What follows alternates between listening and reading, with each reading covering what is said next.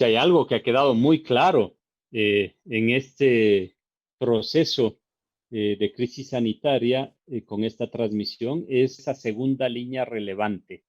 Eh, y en nuestros países, cuando tú ves la región, ¿no es cierto?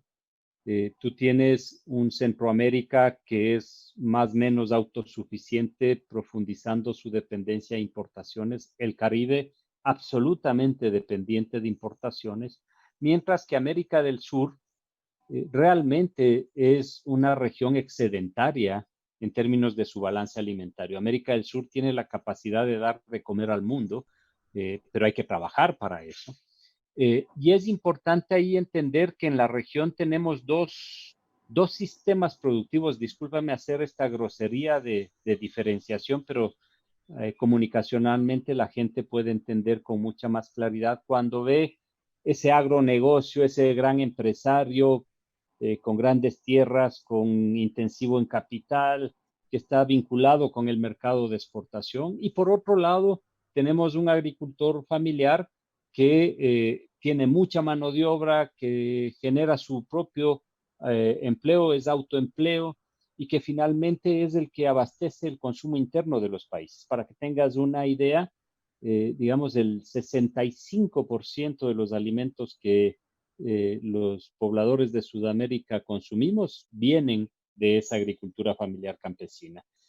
En consecuencia, hay que reconocerles y hay que devolverles el espacio que se merecen en términos de prioridad, no solo el sector agrícola en su conjunto, sino sobre todo la agricultura familiar campesina. Es gracias a ellos que podemos todavía alimentarnos con verduras, con frutas, con tubérculos, que los producen en toda la región. La agricultura familiar tiene procesos amigables con la naturaleza. Entonces, finalmente ahí están las grandes oportunidades. Yo creo que eh, cuando uno ve el panorama tan oscuro frente al tema económico, frente a las prioridades de Argentina, tiene que resolver primero el problema de la deuda, luego tiene que resolver el problema del hambre, ahora el tema de la pandemia, mañana será otra cosa seguramente.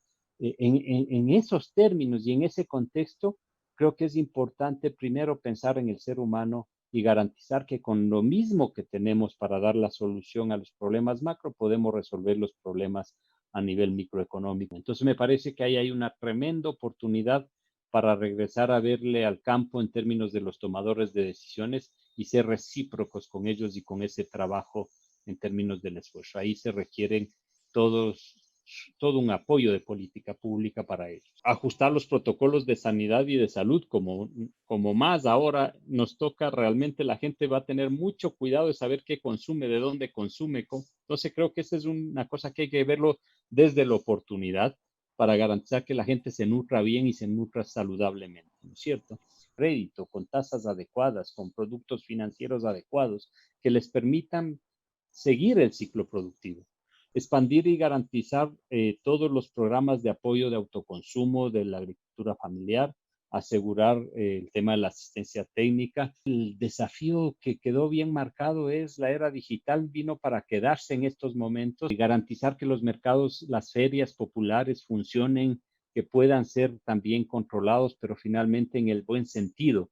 Que no suceda lo que sucedió en Perú, que tuvimos que cerrar mercados mayoristas porque el 80% de los vendedores que atendían ahí estaban contaminados con el virus. Continuar con las políticas que han mantenido abierto el comercio, yo creo que eso ha sido importante. La Argentina pudo vender porotos a México cuando los últimos 3, 4 años no los ha podido vender por un tema de una fricción de los acuerdos comerciales. Es increíble que siendo Argentina el primer país exportador de la subregión tenga los niveles de hambre que tiene. Ahí hay una contradicción inmensa. ¿Qué hace falta si tenemos la capacidad de producir para dar de comer al mundo?